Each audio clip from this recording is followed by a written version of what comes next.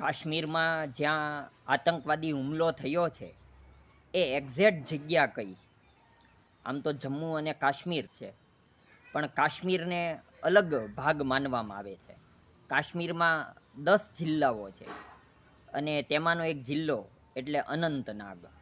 ઉપરાંત આપણે અન્ય જિલ્લાઓના નામ પણ સાંભળ્યા હશે. બારામુલ્લા, કુપવાડા, અગાઉનો મોટો એક આતંકવાદી હુમલો હતો એ પુલવામા.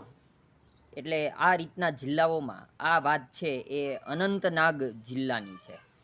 અનંતનાગ જિલ્લામાં પહેલગામ, આમ તો પહેલગામ એટલે સ્થાનિક ભાષામાં માલધારીઓનું ગામ, ભરવાડોનું ગામ, જૂનું ગામ પણ છે.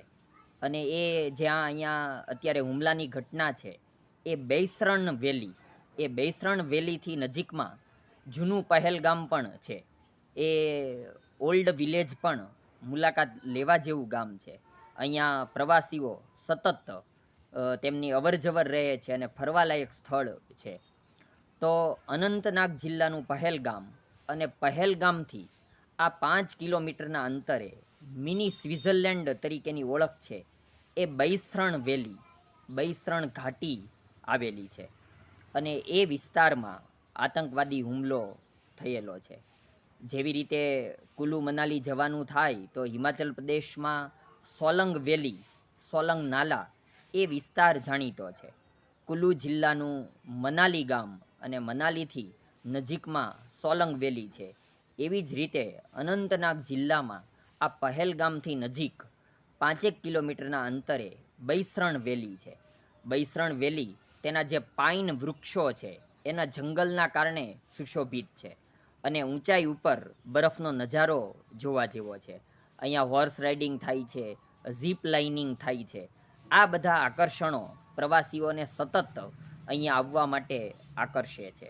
પણ બદનસીબે આવો દિવસ જોવાનો આવ્યો.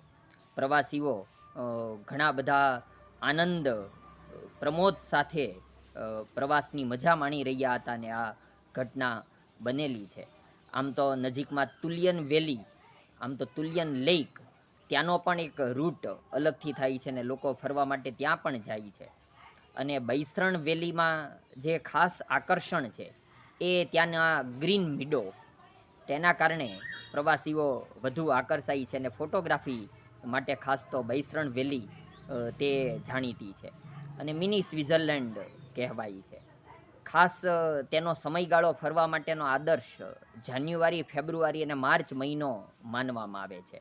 ઉપરાંત એપ્રિલ, મે અને જૂન સુધી પણ પ્રવાસીઓથી આ બૈસરણ વેલી ધમધમતી રહે છે.